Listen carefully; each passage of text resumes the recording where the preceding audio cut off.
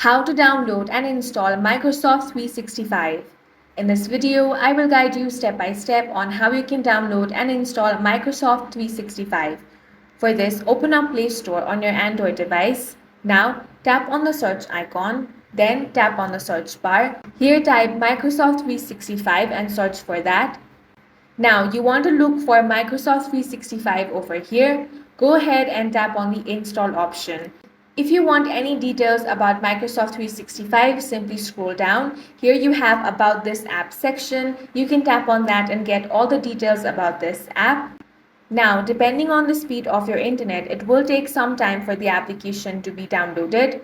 Once it has been downloaded, it will be automatically installed. Then tap on the Open option. Now log into your account and you can simply start using it, and that's all for this video. If you found it useful, make sure to hit the like button and subscribe for more videos like this.